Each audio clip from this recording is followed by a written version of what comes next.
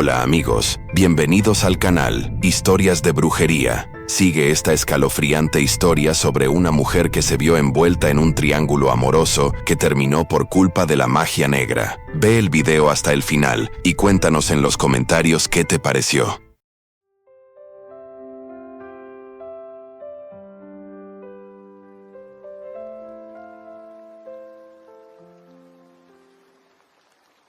Mi nombre es Claudia. Tengo 43 años ahora, pero cuando comencé a sufrir con aquello que voy a contar, yo tenía apenas 20 años, llena de sueños, ingenuidad y una inocencia que el destino se encargaría de quitarme. Nací en una pequeña ciudad del interior de Venezuela, en un barrio donde todo el mundo se conocía, donde las calles tenían nombres de santos y las casas eran coloridas como si alguien hubiera derramado pintura de arcoíris sobre ellas. Mi padre, Clovis, era un hombre de manos callosas y corazón inmenso. Él y mi madre, Carmen, tenían una tiendita modesta que vendía ropa, camisetas, pantalones, vestidos simples que las mujeres del barrio compraban para el día a día. No éramos ricos, pero teníamos lo suficiente. Lo que realmente teníamos en abundancia era amor. Antes de continuar este video, verifica si ya estás suscrito al canal, deja tu me gusta y comenta de qué ciudad estás viendo, pues quiero saber hasta dónde llegó este relato. Ahora, acompaña cada detalle de esta historia hasta el final. Mi madre, Carmen, era una mujer de sonrisa fácil y voz cálida que calmaba cualquier tormenta. Ella tenía largos cabellos castaños que solía sujetar en un moño flojo, siempre con algunos mechones escapando. Yo recuerdo su olor, una mezcla de jabón casero y el aroma de café que ella preparaba toda mañana. Mi padre era más callado, más observador. Él tenía las manos grandes, ásperas, y cuando me abrazaba, yo sentía seguridad total. Él nunca decía muchas palabras, pero sus gestos hablaban volúmenes. Trabajaba en la tienda al lado de mi madre, doblando ropa, atendiendo clientes, siempre con una paciencia que yo admiraba.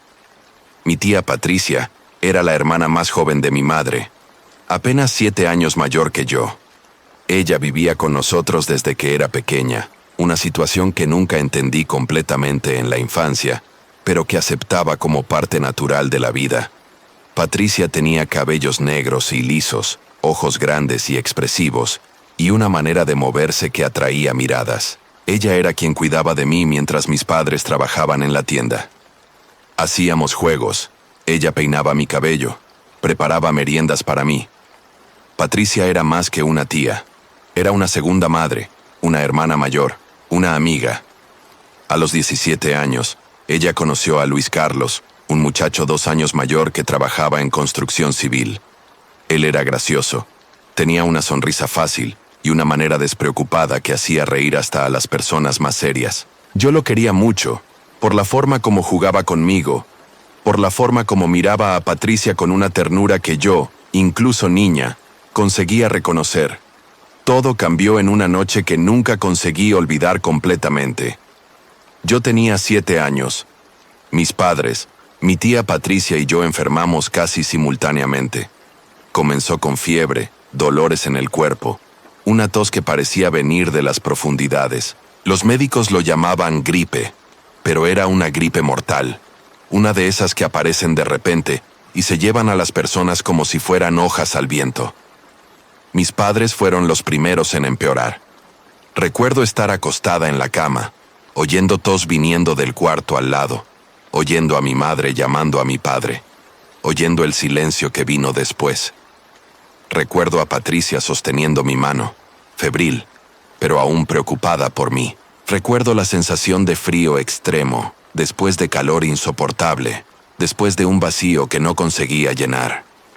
Cuando desperté, días después, mis padres se habían ido. No hubo despedidas, no hubo últimas palabras. Solo la ausencia. La ausencia de mi padre doblando ropa en la tienda. La ausencia del café que mi madre preparaba.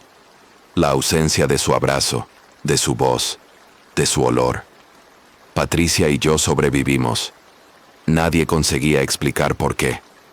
Los médicos encogían los hombros. Tal vez teníamos inmunidad más fuerte. Tal vez teníamos suerte. Tal vez...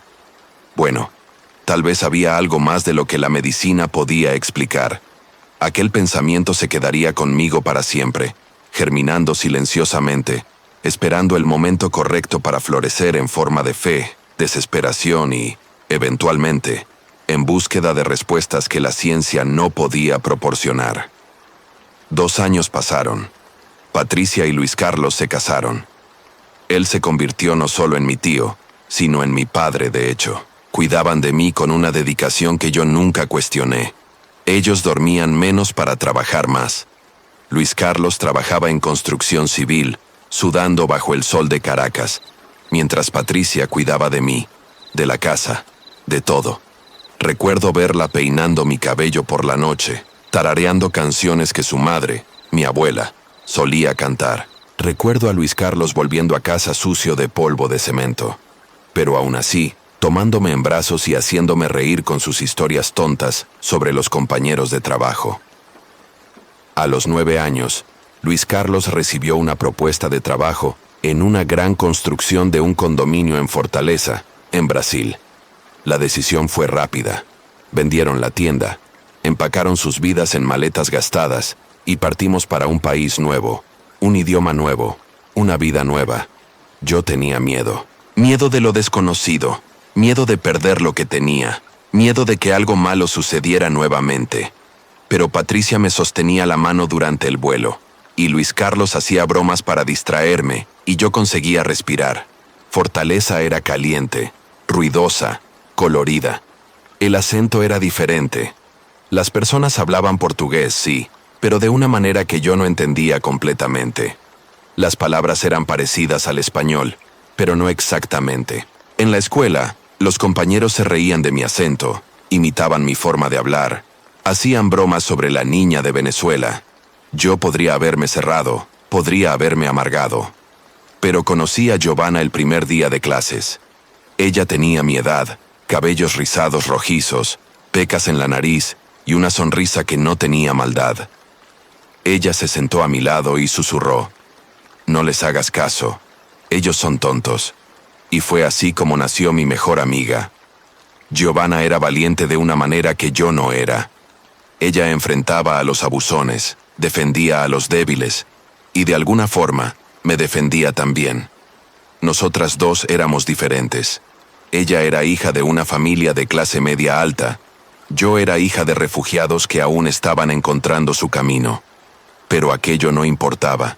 Importaba que ella me aceptaba, que ella me veía, que ella estaba ahí. Patricia y Luis Carlos se establecieron en Fortaleza. Él continuó trabajando en construcción y ella consiguió un empleo en una tienda de departamentos. Nosotros vivíamos en un apartamento pequeño, pero era nuestro. Los fines de semana veíamos películas juntos, comíamos palomitas, reíamos. Patricia me ayudaba con el portugués, me enseñaba bromas brasileñas, me hacía sentir en casa. Luis Carlos me llevaba al parque, me compraba helado, me contaba historias sobre su infancia en Venezuela. Ellos crearon una red de protección a mi alrededor. Giovanna era mi amiga, Patricia era mi madre, Luis Carlos era mi padre, y la vida, a pesar de todo, era buena. En la adolescencia, las cosas comenzaron a cambiar. Yo estaba creciendo, mi cuerpo estaba cambiando, mis hormonas estaban gritándome para despertar al mundo. Y entonces conocí a Davi. Él tenía 17 años cuando nos conocimos. Yo tenía 15. Él era guapo de una manera que hacía que mi corazón latiera acelerado, con cabellos ondulados, ojos castaños profundos y una sonrisa que parecía guardada especialmente para mí. Davi era amigo de un primo de Giovanna, y lo conocimos en una fiesta de cumpleaños. Él bailó conmigo, conversó conmigo, me trató como si yo fuera importante. Yo me enamoré instantáneamente, de esa manera ciega y total que solo los adolescentes consiguen enamorarse. Comenzamos a salir cuando yo tenía 17 años.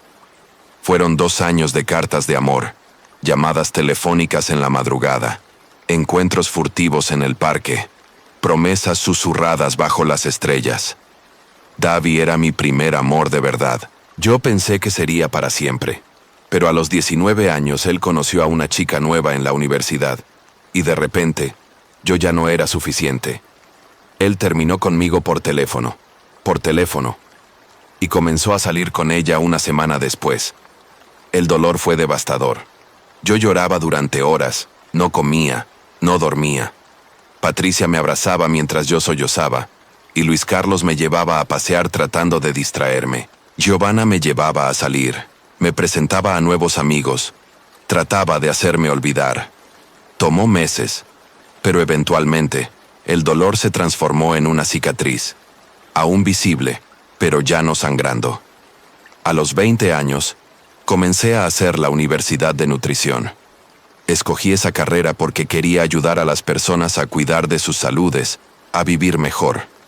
Había algo profundamente satisfactorio en la idea de que yo podría hacer diferencia a través de la alimentación, a través de la educación. Mi vida cambió completamente cuando entré a la universidad.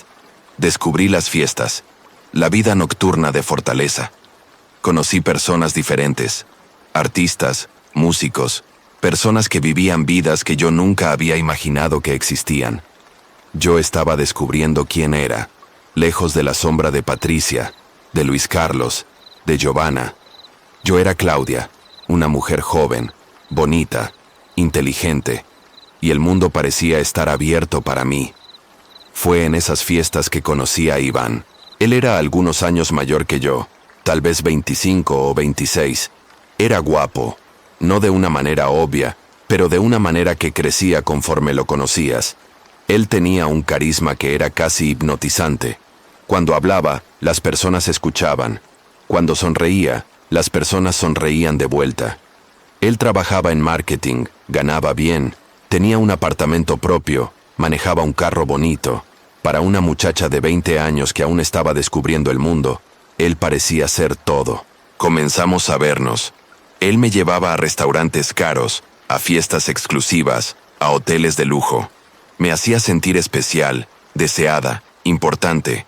Yo estaba enamorada, o por lo menos pensaba que lo estaba. El caso fue intenso. Él me llamaba a mitad del día para decir que estaba pensando en mí. Dejaba mensajes en mi celular diciendo cosas bonitas. Me tocaba de una manera que me hacía sentir viva. Yo descuidé la universidad, descuidé mi pasantía, descuidé a Giovanna. Todo lo que importaba era Iván. Yo era demasiado joven, demasiado inexperta para ver las señales de advertencia. Él nunca me llevaba a conocer a sus amigos. Nunca hablaba sobre su familia. Nunca me dejaba ir a su apartamento. Siempre era hotel, siempre era algún lugar discreto. Pero yo era joven, y el amor es ciego, especialmente cuando tienes 20 años y acabas de descubrir lo que es deseo. Todo se derrumbó en un parque. Yo estaba esperando a Iván bajo un árbol, leyendo un libro, esperando que él llegara de su trabajo. Yo había planeado una sorpresa. Había hecho un picnic con sus comidas favoritas. Había comprado vino. Había preparado una noche especial. Estaba esperando hacía algunos minutos cuando oí un grito. Un grito de mujer, furioso, desesperado. Levanté la cabeza y vi a una mujer corriendo en mi dirección. Ella tenía cabellos rubios, ojos azules, y una expresión de furia pura en su rostro. Ella comenzó a insultarme. Palabrotas que yo nunca había oído antes, insultos que quemaban como fuego. Ella me llamó prostituta, vagabunda, destructora de hogares.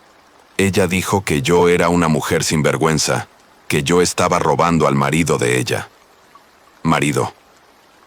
La palabra resonó en mis oídos como un disparo.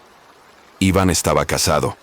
Iván tenía una esposa, y esa mujer, cuyo nombre era Elena, era ella.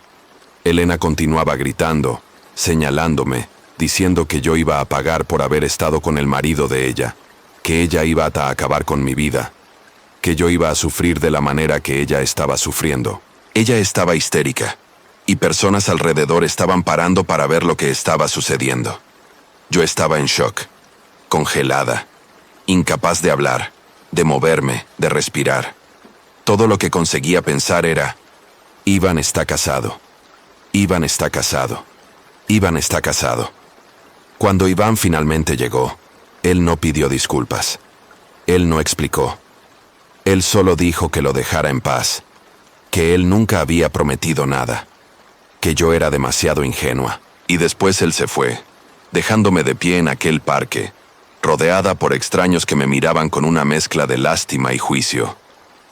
Después de eso, todo se derrumbó. Iván continuaba buscándome, insistiendo en verme, rogando para que volviéramos. Pero yo no podía. No después de haber visto el rostro de Elena, no después de haber sentido el peso de sus maldiciones. Yo comencé a tener ataques de pánico. Comenzaba de la nada. Mi corazón se aceleraba, mi pecho se apretaba. Yo sentía como si estuviera muriendo. Tenía miedo de todo. Miedo de salir de casa, miedo de encontrar a Elena, miedo de que Iván apareciera nuevamente, miedo de que algo malo fuera a suceder. Comencé a enfermarme. Dolores en el cuerpo, fiebre sin motivo, una fatiga que no conseguía explicar. Faltaba a clases, faltaba a la pasantía.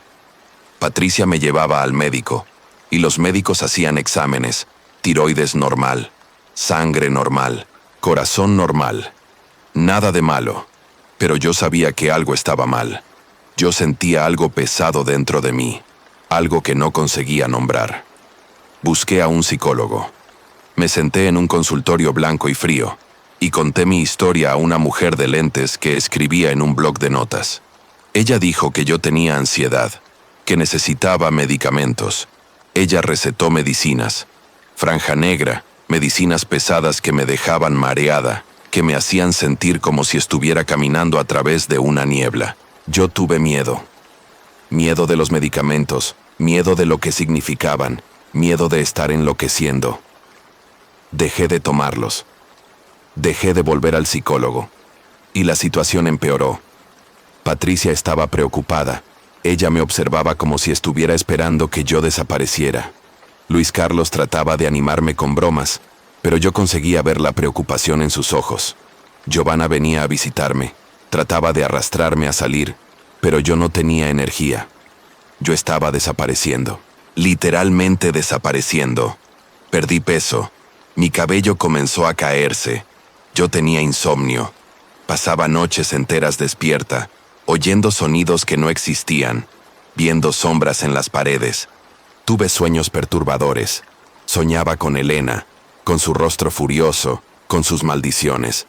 Soñaba que ella me seguía, que ella me alcanzaba, que ella me jalaba hacia abajo, hacia un lugar oscuro y frío. Despertaba gritando, con el corazón acelerado, cubierta de sudor frío. Giovanna estaba desesperada.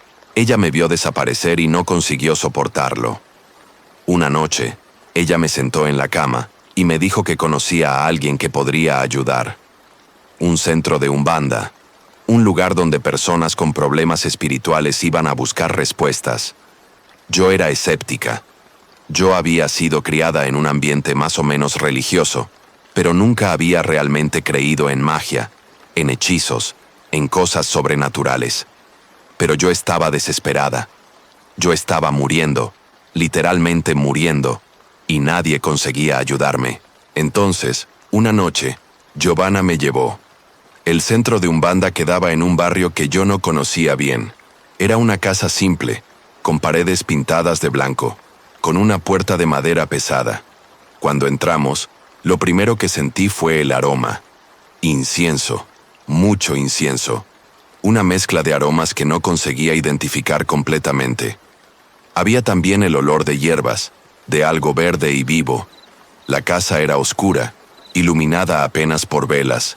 Había imágenes en las paredes, santos, orishás, figuras que yo no reconocía. Había también objetos esparcidos, cuentas, caracoles, frascos con líquidos de colores extraños, plumas, huesos, cosas que yo no conseguía nombrar. Una mujer nos recibió. Ella se llamaba Madre Yemanjá. No era su nombre verdadero, pero era como era conocida.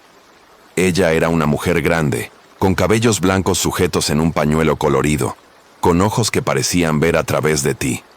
Si te gusta el video, Considera suscribirte y darle a me gusta. También, comenta desde qué ciudad lo estás viendo. Me encantaría saber qué tan lejos ha llegado. Ella me miró, solo me miró y dijo, tú estás cargando una maldición muy pesada, hija. Yo comencé a llorar. Ella me abrazó, y yo sentí algo romperse dentro de mí. La resistencia, la incredulidad, el miedo. Ella me llevó a una sala menor, con apenas una mesa y 2 sillas. Allá, ella me hizo preguntas. Sobre Iván, sobre Elena, sobre mis síntomas, sobre mis sueños. Ella escuchó todo, y cuando terminó, ella dijo, Elena hizo magia negra para ti, un hechizo muy poderoso. Ella rogó plagas, ella usó rituales para destruirte. Pero Madre Yemanja no era la persona que realmente me atendería. Ella me presentó a Seu Jorge. Seu Jorge era un hombre anciano, tal vez en la casa de los 70. Tenía cabellos blancos, piel arrugada y manos que temblaban levemente.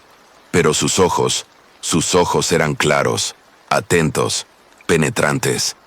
Él me recibió en una sala que olía aún más intensamente a incienso y hierbas. Había símbolos dibujados en el piso, círculos, líneas, formas que yo no entendía. Había velas en todas las esquinas, todas encendidas, creando una luz que danzaba y parpadeaba. Seu Jorge me hizo sentar y comenzó a hablar. Él habló sobre energía, sobre cómo la magia negra funciona, sobre cómo una persona llena de rabia y desesperación puede canalizarla de formas destructivas. Él habló sobre cómo la energía que Elena había enviado para mí me estaba consumiendo, me estaba envenenando lentamente, me estaba llevando hacia un lugar de oscuridad. Pero tú aún tienes suerte, él dijo.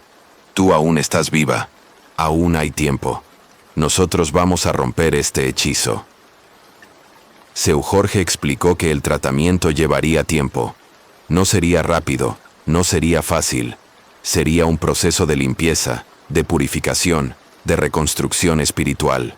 Él habló sobre baños con hierbas, sobre saumerios, sobre rituales que él realizaría en mi nombre. Él fue cuidadoso para no darme instrucciones, para no contarme exactamente cómo hacer las cosas. Él solo dijo que yo necesitaba confiar, que yo necesitaba ser paciente, que yo necesitaba abrir mi corazón para la cura. Comencé a frecuentar el centro de Umbanda regularmente. 2 veces por semana, Giovanna me llevaba. Seu Jorge me recibía en una sala que olía a incienso, a hierbas que yo no conseguía identificar, a algo que parecía tierra mojada y madera vieja. Él me hacía sentar en una silla y comenzaba a trabajar. Yo no veía exactamente lo que él hacía. Él mantenía muchos detalles en secreto, diciendo que era para mi protección, para que yo no fuera contaminada por el conocimiento. Pero yo podía sentir el calor de las velas, podía oír sus susurros, podía sentir cuando él pasaba algo sobre mi cuerpo, plumas, tal vez, u hojas. Podía oír sonidos que no conseguía identificar. Campanas, caracoles, voces que parecían venir de lejos. Había siempre un objeto personal mío involucrado. Una pieza de ropa, un cabello, algo que él decía que creaba una conexión entre mí y el ritual. Había también ítems que él usaba. Velas de colores específicos, hierbas que quemaba, líquidos que derramaba. Él hablaba en una lengua que yo no entendía, yoruba tal vez, o alguna lengua antigua. Su voz cambiaba cuando hablaba esa lengua. Se volvía más profunda, más resonante, como si él estuviera canalizando algo de fuera de él mismo. Los rituales duraban horas. Yo sentía como si estuviera en un trance. No, mi nombre es Claudia. Tengo 43 años ahora. Pero cuando comencé a sufrir con aquello que voy a contar, tenía apenas 20 años, llena de sueños, ingenuidad y una inocencia que el destino se encargaría de quitarme. Nací en una pequeña ciudad del interior de Venezuela, en un barrio donde todo el mundo se conocía, donde las calles tenían nombres de santos y las casas eran coloridas, como si alguien hubiera derramado pintura de arcoíris sobre ellas. Mi padre, Clovis, era un hombre de manos callosas y corazón inmenso. Él y mi madre, Carmen, tenían una tiendita modesta que vendía ropa. camisetas, pantalones, vestidos simples que las mujeres del barrio compraban para el día a día. No éramos ricos, pero teníamos lo suficiente. Lo que realmente teníamos en abundancia era amor. Antes de continuar este video, verifica si ya estás suscrito al canal, deja tu me gusta y comenta de qué ciudad estás viendo, pues quiero saber hasta dónde llegó este relato. Ahora, acompaña cada detalle de esta historia hasta el final. Mi madre, Carmen, era una mujer de sonrisa fácil y voz cálida que calmaba cualquier tormenta. Ella tenía largos cabellos castaños que solía recoger en un moño suelto, siempre con algunos mechones escapando. Recuerdo su olor, una mezcla de jabón casero y el aroma de café que preparaba todas las mañanas. Mi padre era más callado, más observador. Él tenía las manos grandes, ásperas, y cuando me abrazaba, sentía seguridad total. Nunca decía muchas palabras, pero sus gestos hablaban volúmenes. Trabajaba en la tienda al lado de mi madre, doblando ropa, atendiendo clientes, siempre con una paciencia que admiraba. Mi tía Patricia era la hermana menor de mi madre, apenas 7 años mayor que yo. Ella vivía con nosotros desde que era pequeña, una situación que nunca entendí completamente en la infancia, pero que aceptaba como parte natural de la vida. Patricia tenía cabellos negros y lisos, ojos grandes y expresivos, y una manera de moverse que atraía miradas. Ella era quien me cuidaba mientras mis padres trabajaban en la tienda. Hacíamos juegos, ella peinaba mi cabello, preparaba meriendas para mí. Patricia era más que una tía. Era una segunda madre, una hermana mayor, una amiga. A los 17 años, ella conoció a Luis Carlos, un muchacho 2 años mayor que trabajaba en construcción civil. Él era gracioso, tenía una sonrisa fácil y una manera despreocupada que hacía reír hasta a las personas más serias. Me gustaba mucho. La forma como jugaba conmigo, la forma como miraba a Patricia con una ternura que yo, incluso niña, conseguía reconocer. Todo cambió en una noche que nunca pude olvidar completamente. Tenía 7 años. Mis padres, mi tía Patricia y yo enfermamos casi simultáneamente. Comenzó con fiebre, dolores en el cuerpo, una tos que parecía venir de las profundidades. Los médicos llamaban gripe, pero era una gripe mortal, una de esas que aparecen de repente y se llevan a las personas como si fueran hojas al viento. Mis padres fueron los primeros en empeorar. Recuerdo estar acostada en la cama, oyendo tos viniendo del cuarto al lado, oyendo a mi madre llamando a mi padre, oyendo el silencio que vino después. Recuerdo a Patricia sosteniendo mi mano, febril, pero aún preocupada por mí.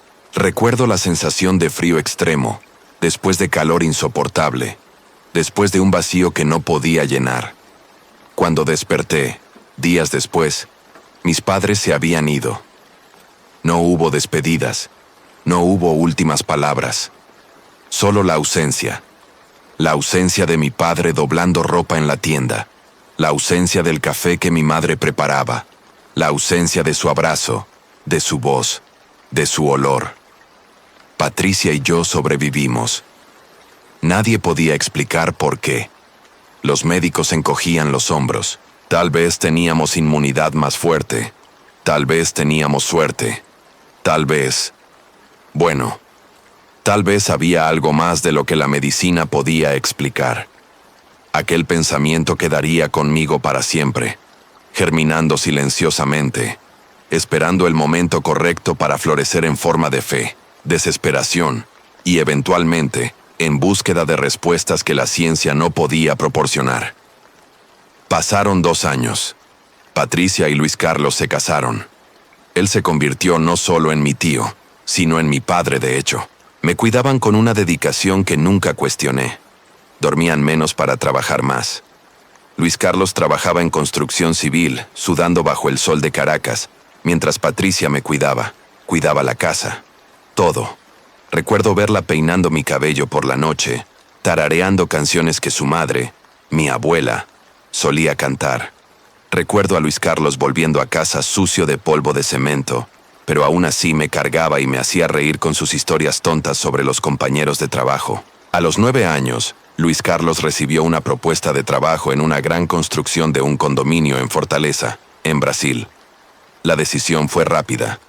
Vendieron la tienda, empacaron sus vidas en maletas gastadas y partimos para un país nuevo, un idioma nuevo, una vida nueva. Tenía miedo. Miedo de lo desconocido. Miedo de perder lo que tenía. Miedo de que algo malo sucediera nuevamente. Pero Patricia me sostenía la mano durante el vuelo, y Luis Carlos hacía bromas para distraerme, y podía respirar. Fortaleza era caliente, ruidosa, colorida. El acento era diferente.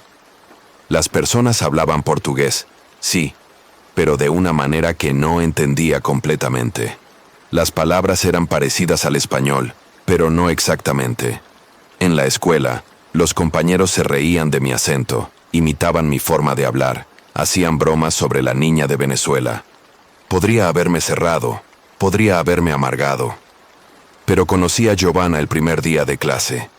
Ella tenía mi edad, cabellos rizados rojizos, pecas en la nariz y una sonrisa que no tenía maldad. Se sentó a mi lado y susurró: «No les hagas caso, son tontos». Y así fue como nació mi mejor amiga. Giovanna era valiente de una manera que yo no era. Enfrentaba a los abusones, defendía a los débiles, y de alguna forma me defendía también. Nosotras dos éramos diferentes. Ella era hija de una familia de clase media alta. Yo era hija de refugiados que aún estaban encontrando su camino. Pero aquello no importaba. Importaba que me aceptaba, que me veía, que estaba ahí. Patricia y Luis Carlos se establecieron en Fortaleza. Él continuó trabajando en construcción y ella consiguió un empleo en una tienda de departamentos. Vivíamos en un apartamento pequeño, pero era nuestro. Los fines de semana veíamos películas juntos, comíamos palomitas, reíamos. Patricia me ayudaba con el portugués, me enseñaba bromas brasileñas, me hacía sentir en casa. Luis Carlos me llevaba al parque, me compraba helado, me contaba historias sobre su infancia en Venezuela. Crearon una red de protección a mi alrededor. Giovanna era mi amiga, Patricia era mi madre, Luis Carlos era mi padre.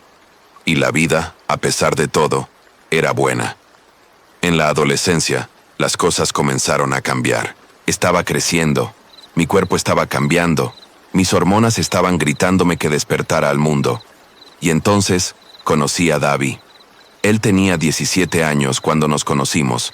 Yo tenía 15. Era guapo de una manera que hacía mi corazón latir acelerado. Con cabellos ondulados, ojos castaños profundos y una sonrisa que parecía guardada especialmente para mí. Davi era amigo de un primo de Giovanna y lo conocimos en una fiesta de cumpleaños. Bailó conmigo, conversó conmigo. Me trató como si fuera importante.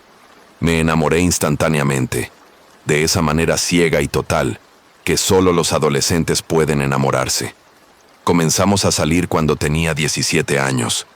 Fueron 2 años de cartas de amor, llamadas en la madrugada, encuentros furtivos en el parque, promesas susurradas bajo las estrellas. Davi era mi primer amor de verdad. Pensé que sería para siempre, pero a los 19 años conoció a una chica nueva en la universidad y de repente ya no era suficiente. Terminó conmigo por teléfono, y comenzó a salir con ella una semana después. El dolor fue devastador. Lloraba durante horas, no comía, no dormía. Patricia me abrazaba mientras sollozaba, y Luis Carlos me llevaba a pasear intentando distraerme. Giovanna me llevaba a salir, me presentaba nuevos amigos, intentaba hacerme olvidar. Tomó meses, pero eventualmente, el dolor se transformó en una cicatriz, aún visible, pero ya no sangrando. A los 20 años, comencé a hacer la Universidad de Nutrición. Elegí esa carrera porque quería ayudar a las personas a cuidar sus saludes, a vivir mejor. Había algo profundamente satisfactorio en la idea de que podría hacer diferencia a través de la alimentación, a través de la educación. Mi vida cambió completamente cuando entré a la universidad. Descubrí las fiestas, la vida nocturna de Fortaleza. Conocí personas diferentes, artistas, músicos, personas que vivían vidas que nunca había imaginado que existieran. Estaba descubriendo quién era, lejos de la sombra de Patricia, de Luis Carlos, de Giovanna.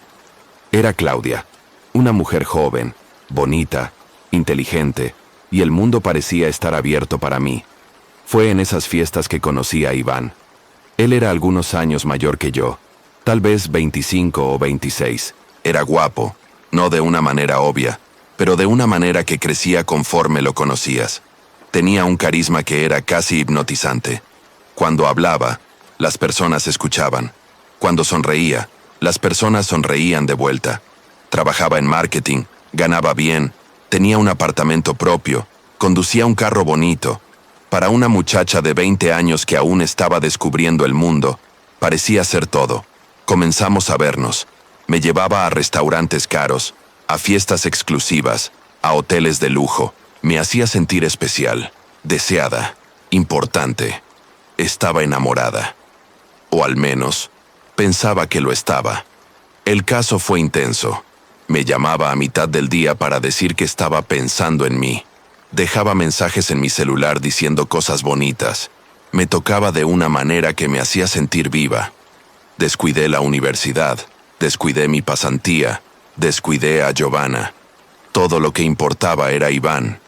Era demasiado joven, demasiado inexperta para ver las señales de advertencia. Nunca me llevaba a conocer a sus amigos. Nunca hablaba sobre su familia. Nunca me dejaba ir a su apartamento.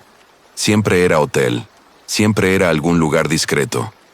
Pero era joven, y el amor es ciego, especialmente cuando tienes 20 años y acabas de descubrir qué es el deseo.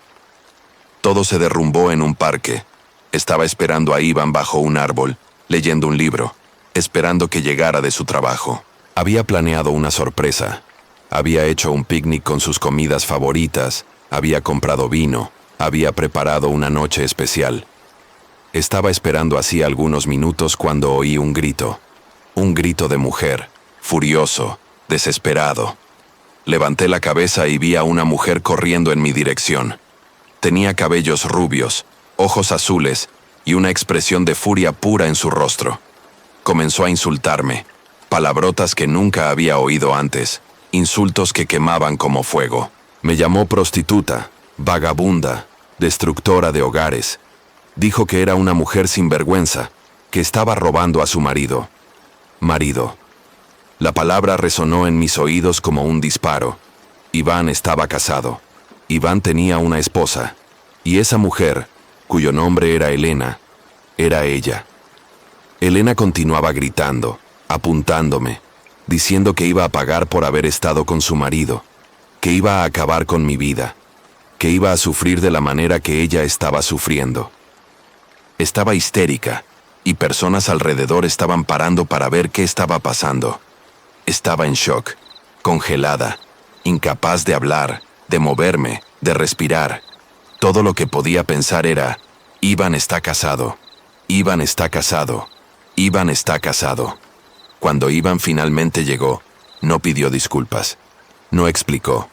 Solo dijo que lo dejara en paz, que nunca había prometido nada, que era demasiado ingenua. Y después se fue, dejándome de pie en aquel parque, rodeada de extraños que me miraban con una mezcla de lástima y juicio. Después de eso, todo se derrumbó. Iván continuaba buscándome, insistiendo en verme, rogando para que volviéramos. Pero no podía. No después de haber visto el rostro de Elena, no después de haber sentido el peso de sus maldiciones. Comencé a tener ataques de pánico. Comenzaba de la nada. Mi corazón se aceleraba. Mi pecho se apretaba. Sentía como si estuviera muriendo. Tenía miedo de todo. Miedo de salir de casa. Miedo de encontrar a Elena. Miedo de que Iván apareciera nuevamente. Miedo de que algo malo fuera a suceder. Comencé a enfermarme. Dolores en el cuerpo. Fiebre sin motivo. Una fatiga que no podía explicar. Faltaba a clases. Faltaba a la pasantía. Patricia me llevaba al médico, y los médicos hacían exámenes. Tiroides normal, sangre normal, corazón normal, nada malo. Pero sabía que algo estaba mal. Sentía algo pesado dentro de mí, algo que no podía nombrar. Busqué un psicólogo. Me senté en un consultorio blanco y frío y conté mi historia a una mujer de lentes que escribía en un blog de notas. Dijo que tenía ansiedad, que necesitaba medicamentos. Recetó remedios, franja negra, remedios pesados que me dejaban mareada, que me hacían sentir como si estuviera caminando a través de una niebla. Tuve miedo. Miedo de los medicamentos, miedo de lo que significaban, miedo de estar enloqueciendo. Dejé de tomarlos. Dejé de volver al psicólogo. Y la situación empeoró. Patricia estaba preocupada. Me observaba como si estuviera esperando que desapareciera.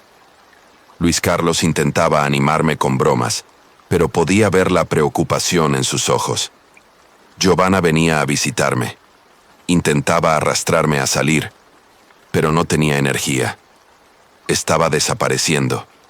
Literalmente desapareciendo. Perdí peso. Mi cabello comenzó a caerse. Tenía insomnio.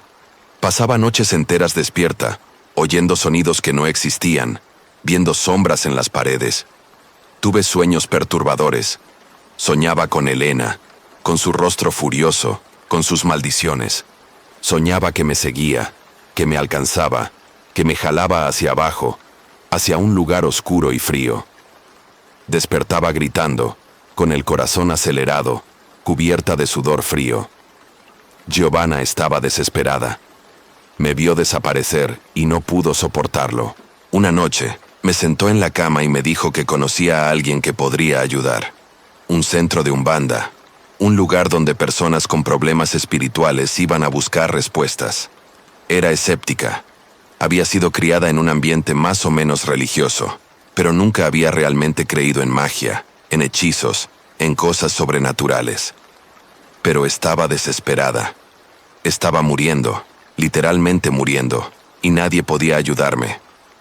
Entonces una noche, Giovanna me llevó. El centro de Umbanda quedaba en un barrio que no conocía bien. Era una casa simple, con paredes pintadas de blanco, con una puerta de madera pesada. Cuando entramos, lo primero que sentí fue el aroma. Incienso, mucho incienso, una mezcla de aromas que no podía identificar completamente. Había también el olor de hierbas, de algo verde y vivo. La casa era oscura, iluminada solo por velas. Había imágenes en las paredes, santos, orishás, figuras que no reconocía. Había también objetos esparcidos, cuentas, caracoles, frascos con líquidos de colores extraños, plumas, huesos, cosas que no podía nombrar. Una mujer nos recibió. Se llamaba Madre Yemanyá. No era su nombre verdadero, pero era como era conocida. Era una mujer grande, con cabellos blancos recogidos en un pañuelo colorido, con ojos que parecían ver a través de ti. Me miró, solo me miró, y dijo: «Estás cargando una maldición muy pesada, hija». Comencé a llorar. Me abrazó, y sentí algo romperse dentro de mí. La resistencia, la incredulidad, el miedo. Me llevó a una sala más pequeña, con solo una mesa y 2 sillas. Ahí me hizo preguntas. Sobre Iván, sobre Elena, sobre mis síntomas, sobre mis sueños. Escuchó todo, y cuando terminó dijo: «Elena hizo magia negra para ti, un hechizo muy poderoso. Rogó plagas, usó rituales para destruirte. Pero Madre Yemanyá no era la persona que realmente me atendería». Me presentó a Seu Jorge. Seu Jorge era un hombre anciano, tal vez en sus 70. Tenía cabellos blancos, piel arrugada y manos que temblaban levemente. Pero sus ojos eran claros, atentos, penetrantes. Me recibió en una sala que olía aún más intensamente a incienso y hierbas. Había símbolos dibujados en el piso, círculos, líneas, formas que no entendía. Había velas en todas las esquinas, todas encendidas, creando una luz que danzaba y parpadeaba. Seu Jorge me hizo sentar y comenzó a hablar. Habló sobre energía, sobre cómo funciona la magia negra, sobre cómo una persona llena de rabia y desesperación puede canalizarla de formas destructivas. Habló sobre cómo la energía que Elena había enviado para mí me estaba consumiendo. Me estaba envenenando lentamente. Me estaba llevando a un lugar de oscuridad. Pero aún tienes suerte, dijo. Aún estás viva. Aún hay tiempo. Vamos a romper este hechizo. Seu Jorge explicó que el tratamiento llevaría tiempo. No sería rápido. No sería fácil. Sería un proceso de limpieza, de purificación, de reconstrucción espiritual. Habló sobre baños con hierbas, sobre sahumerios, sobre rituales que realizaría en mi nombre. Fue cuidadoso para no darme instrucciones, para no contarme exactamente cómo hacer las cosas. Solo dijo que necesitaba confiar, que necesitaba ser paciente, que necesitaba abrir mi corazón para la curación. Comencé a frecuentar el centro de Umbanda regularmente. 2 veces por semana, Giovanna me llevaba. Seu Jorge me recibía en una sala que olía a incienso, a hierbas que no podía identificar, a algo que parecía tierra mojada y madera vieja. Me hacía sentar en una silla y comenzaba a trabajar. No veía exactamente lo que hacía. Mantenía muchos detalles en secreto, diciendo que era para mi protección, para que no fuera contaminada por el conocimiento. Pero podía sentir el calor de las velas, podía oír sus susurros, podía sentir cuando pasaba algo sobre mi cuerpo. Plumas, tal vez, u hojas. Podía oír sonidos que no podía identificar. Campanas, caracoles, voces que parecían venir de lejos. Siempre había un objeto personal mío involucrado. Una prenda de ropa, un cabello, algo que decía que creaba una conexión entre mí y el ritual. Había también ítems que usaba, velas de colores específicos, hierbas que quemaba, líquidos que derramaba. Hablaba en un idioma que no entendía, yoruba tal vez, o algún idioma antiguo. Su voz cambiaba cuando hablaba ese idioma. Se volvía más profunda, más resonante, como si estuviera canalizando algo fuera de él mismo. Los rituales duraban horas. Sentía como si estuviera en un trance, no durmiendo, pero no completamente despierta. Sentía temperaturas cambiando a mi alrededor. Calor extremo, después frío extremo. Sentía como si hubiera otras presencias en la sala. Entidades que no podía ver pero podía sentir. Seu Jorge me hablaba durante los rituales. Me pedía soltar el miedo, dejar ir la rabia de Elena, abrir mi corazón para la luz. A veces lloraba, a veces gritaba, a veces simplemente permanecía inmóvil, sintiendo como si estuviera siendo reconstruida de adentro hacia afuera. Tomó meses de rituales, de baños con hierbas, de sahumerios, de Seu Jorge trabajando en mi nombre. Lentamente, muy lentamente, las cosas comenzaron a cambiar. Los ataques de pánico se volvieron menos frecuentes. Podía dormir una noche entera sin pesadillas. Mi apetito volvió. Mi cabello dejó de caerse. La fatiga comenzó a disminuir. Comencé a sentir como si estuviera volviendo a mi cuerpo, como si estuviera despertando de una larga y terrible pesadilla. Patricia notó el cambio. Me abrazaba y decía que estaba volviendo, que estaba recuperando a su hija. Luis Carlos me llevaba a salir nuevamente, y esta vez podía disfrutar. Giovanna estaba feliz. Tenía a su mejor amiga de vuelta. Comencé a volver a clases. Comencé a concentrarme nuevamente. Comencé a soñar nuevamente. No pesadillas, sino sueños reales. Sueños con un futuro. Seu Jorge continuaba trabajando conmigo, pero los rituales se volvieron menos intensos. Decía que el hechizo estaba siendo roto, que la energía negra estaba siendo disuelta, que estaba siendo purificada. Aún había momentos difíciles, días en que despertaba sintiendo aquella oscuridad, aquel peso. Pero eran cada vez más raros. La luz estaba volviendo. Cierto día, algunos meses después de haber comenzado el tratamiento con Seu Jorge, estaba en un café con Giovanna. Estábamos conversando, riendo, disfrutando de un momento de normalidad que casi había olvidado cómo era. Entonces, vi a Iván. Estaba en otro lado del café, y no estaba solo. Estaba con Elena. Pero Elena no era la mujer furiosa que había visto en aquel parque. Elena estaba en una silla de ruedas. Sus ojos estaban vacíos. Su cuerpo estaba inmóvil. Iván la empujaba lentamente, intentando posicionar la silla en un lugar cómodo. Ella no respondía a nada. Estaba catatónica. Quedé en shock. Giovanna vio mi expresión y siguió mi mirada. Dios mío, susurró. ¿Qué le pasó? No sé qué me poseyó, pero me levanté y caminé hasta ellos. Iván se puso blanco cuando me vio. Intentó alejarse, pero bloqueé su camino. ¿Qué le pasó?, pregunté apuntando a Elena. Eso no es de tu incumbencia, dijo, su voz temblando. Pregunté qué le pasó. Suspiró, derrotado. Enloqueció. Un día, simplemente, enloqueció. Comenzó a gritar, a golpearse, a hablar cosas que no tenían sentido.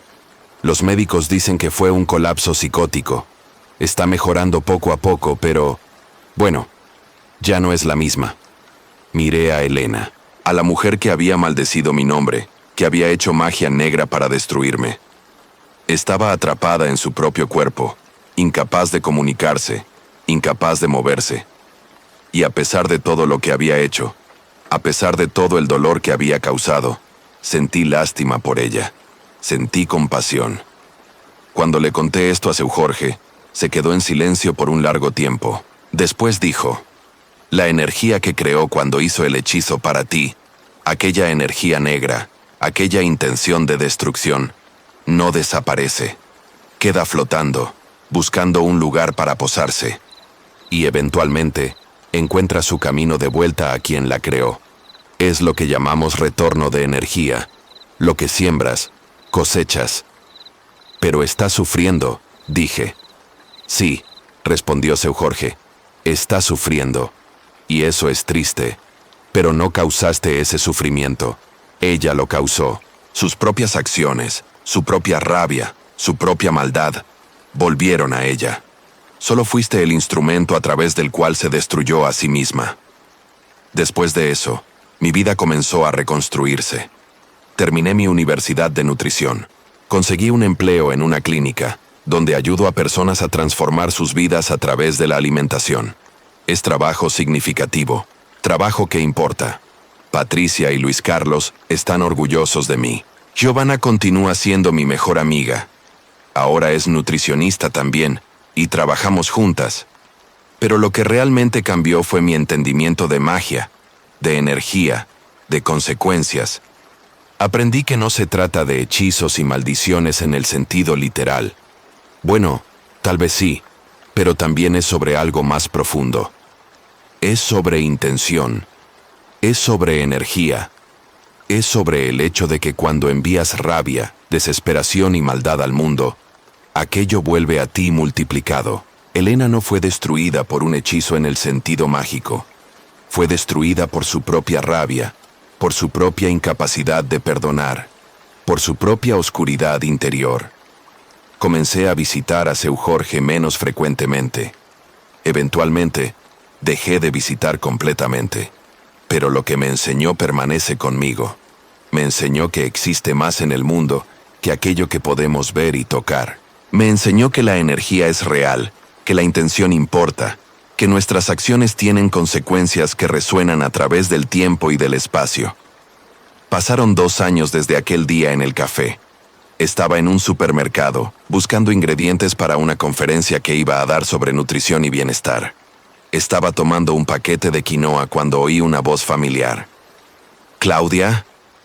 Me volteé y vi a Iván. Estaba solo esta vez. Había envejecido. Había más arrugas en su rostro. Sus cabellos tenían más canas. Sus ojos parecían cansados. Se acercó lentamente, como si temiera que fuera a desaparecer. «Hola», dijo, su voz baja y vacilante. No sabía qué sentir. ¿Rabia? No, la rabia había desaparecido hacía mucho tiempo. ¿Lástima? Sí, había lástima. Pero había también una especie de indiferencia. Como si aquel hombre que había significado tanto para mí fuera ahora solo un extraño que había cruzado mi camino en otro tiempo, en otra vida.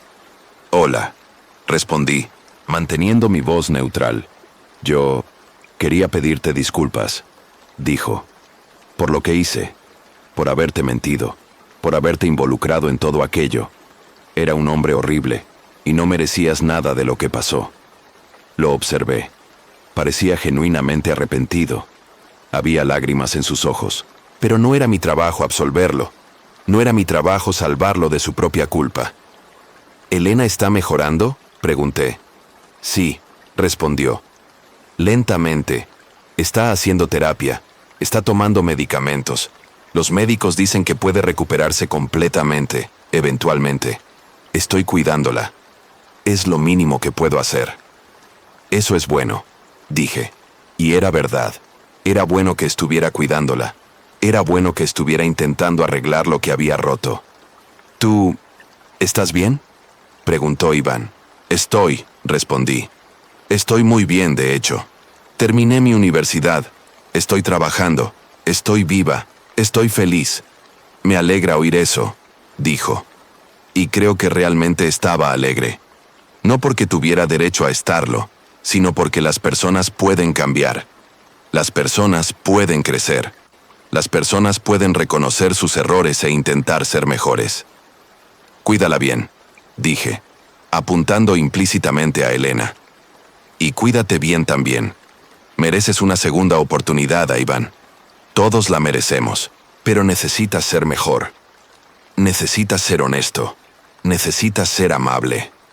Asintió, y vi algo cambiar en su rostro.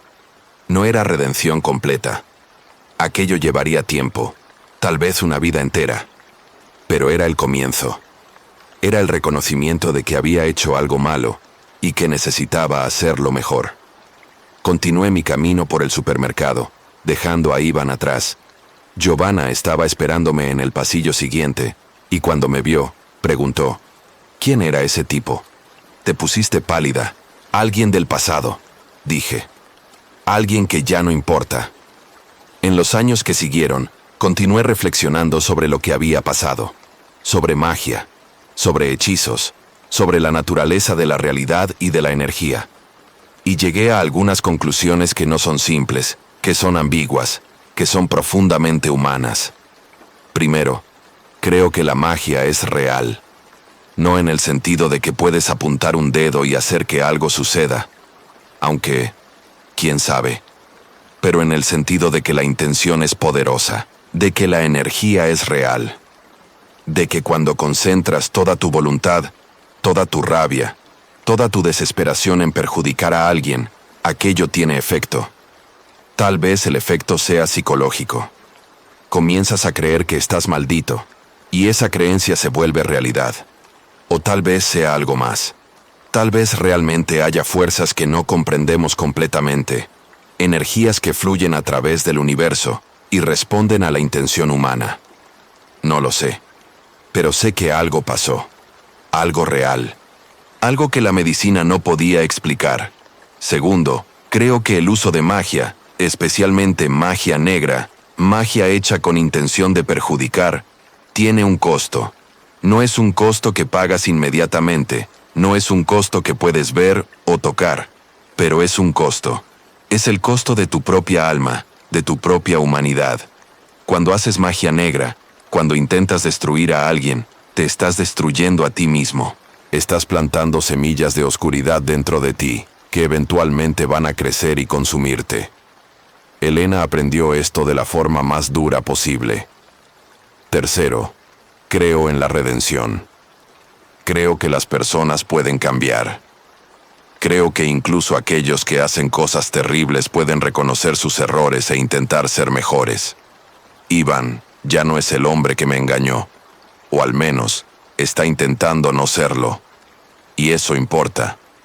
No me absuelve de todo el dolor que causó, pero importa. Cuarto, y tal vez lo más importante, creo que la verdadera magia, la magia que importa, es la magia de la transformación personal. Es la magia de superar la adversidad. Es la magia de elegir ser mejor, de elegir ser más fuerte, de elegir amar en vez de odiar. Aquello que Seu Jorge hizo por mí no fue solo romper un hechizo. Fue ayudarme a reconstruir mi vida. Fue enseñarme que tenía poder. No el poder de perjudicar a otros, sino el poder de curarme, de crecer, de transformar mi propio destino. Si pudiera volver en el tiempo y hablar con la Claudia de 20 años, la chica que estaba en un parque esperando por un hombre que la engañaba, ¿qué le diría? Le diría: Claudia, vas a sufrir. Vas a sufrir más de lo que jamás pensaste que era posible sufrir. Vas a tener miedo. Vas a estar sola, incluso rodeada de personas que te aman. Vas a cuestionar tu cordura. Vas a cuestionar si vale la pena continuar viviendo. Pero vas a sobrevivir. Vas a más que sobrevivir. Vas a prosperar. Vas a aprender que eres más fuerte de lo que jamás imaginaste. Vas a aprender que existen fuerzas en el mundo que la medicina no puede explicar, pero que son tan reales como el aire que respiras. Vas a aprender que la energía importa, que la intención importa, que las personas que te aman están dispuestas a caminar contigo a través de la oscuridad. Y más importante aún, vas a aprender que tienes agencia, tienes poder, no el poder de perjudicar a otros. Ese es un poder vacío, un poder que eventualmente te consume, sino el poder de curarte a ti misma, el poder de reconstruir tu vida, el poder de elegir quién quieres ser, a pesar de todo lo que te fue hecho. No confíes ciegamente en hombres guapos que hacen promesas. Escucha tu instinto. Cuando algo no encaja, cuando sientes que hay secretos, siempre hay secretos. Pero tampoco cierres tu corazón. Continúa amando, continúa creyendo, continúa esperando. Solo sé más sabia, solo sé más cuidadosa. Y si encuentras a alguien como Elena, alguien lleno de rabia, lleno de desesperación, lleno de oscuridad, ten compasión por ella. No porque lo merezca, sino porque mereces ser una persona compasiva. Porque cuando eliges compasión en vez de venganza, te liberas, te curas, te transformas en algo mejor. Ahora, a los 43 años, mi vida es diferente. No es perfecta, la vida nunca lo es. Pero es buena, es real, es mía. Trabajo como nutricionista en una clínica en Fortaleza. Tengo pacientes que vienen a mí con problemas de salud, obesidad, diabetes, problemas de corazón, y los ayudo a transformar sus vidas a través de la alimentación y de la educación. Es trabajo significativo, trabajo que importa. Veo a personas cambiar, veo a personas descubrir que tienen poder sobre sus vidas. Es como si estuviera haciendo por ellos lo que Seu Jorge hizo por mí, ayudándolos a reconstruirse. Patricia y Luis Carlos aún están conmigo. Patricia tiene cabellos completamente blancos ahora, pero su sonrisa es la misma. Luis Carlos está jubilado, pero continúa tan gracioso como siempre. Están orgullosos de mí. Me lo dicen frecuentemente, y estoy orgullosa de ellos. Por haberme salvado cuando mis padres murieron, por haberme criado, por haberme amado incondicionalmente. Giovanna es mi socia ahora. Abrimos nuestra propia clínica de nutrición juntas. Se casó con un buen hombre, un profesor de historia que la trata con respeto y admiración. Tienen 2 hijos. Soy la madrina de ellos. Cuando los veo, veo el futuro.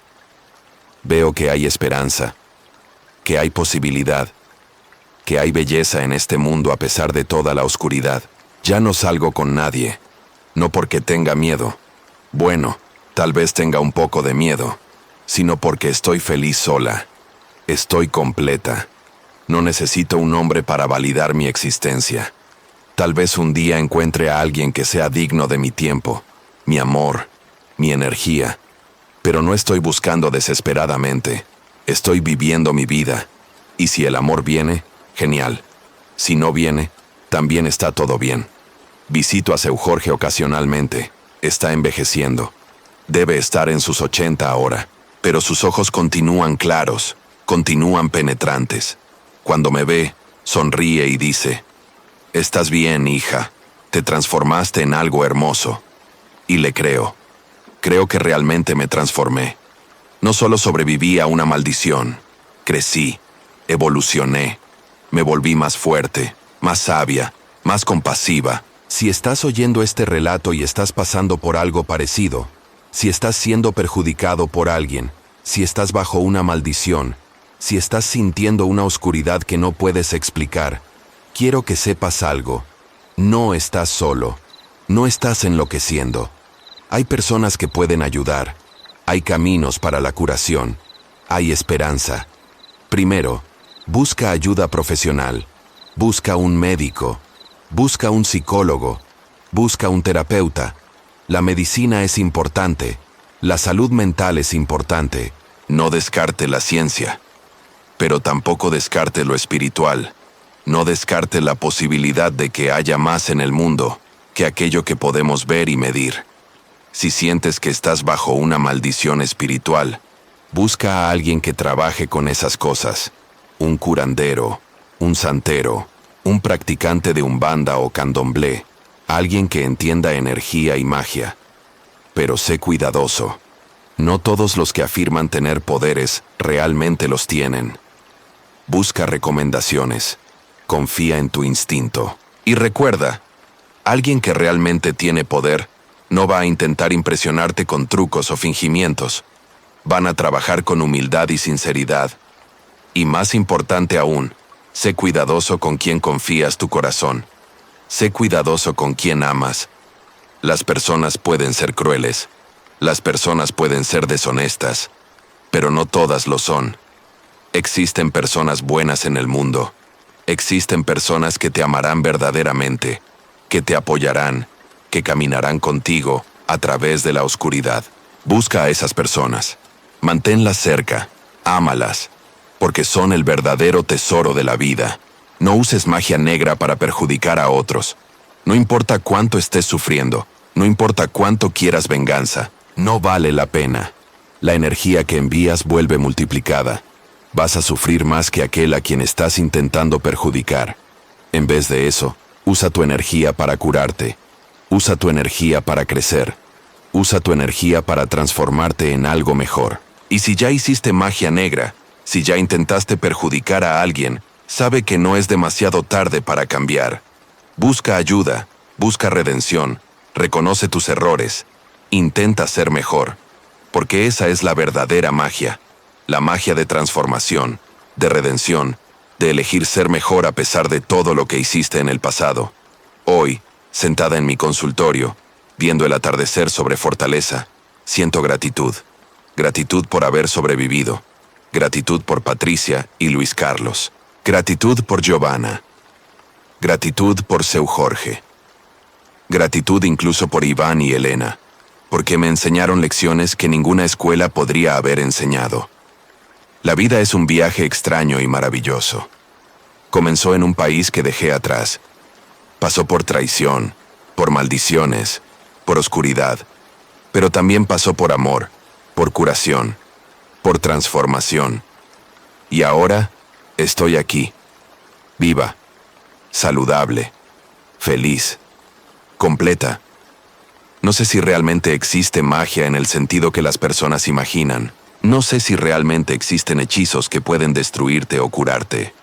Pero sé que existe energía. Sé que existe intención. Sé que existe poder en la transformación personal. Sé que existe magia en la capacidad humana de reconstruirse, de curarse, de elegir amor en vez de odio. Si estás oyendo este relato, si llegaste hasta aquí, quiero que sepas, tú también puedes transformarte. Tú también puedes curarte. Tú también puedes elegir ser mejor. No importa lo que te fue hecho. No importa cuán oscuro fue tu pasado. Siempre hay esperanza. Siempre hay posibilidad. Siempre hay un camino hacia la luz. Gracias por oír mi relato. Gracias por caminar conmigo a través de este viaje. Gracias por creer que hay más en el mundo que aquello que podemos explicar racionalmente. Gracias por estar aquí. Y si pasaste por algo parecido, si tienes una historia de superación, de magia, de transformación, cuéntala, compártela, porque nuestras historias tienen poder, nuestras experiencias tienen valor, y cuando compartimos nuestras historias, nos volvemos menos solos. Nos volvemos parte de una comunidad de personas que entendieron que la vida es más misteriosa, más mágica, más profunda de lo que jamás imaginamos. Que encuentres paz. Que encuentres curación. que encuentres la magia dentro de ti, que te transforma en algo mejor cada día. Esta es mi historia. Esta es mi verdad. Este es mi viaje de una chica perdida en una maldición a una mujer que descubrió su propio poder. Que tú también encuentres el tuyo.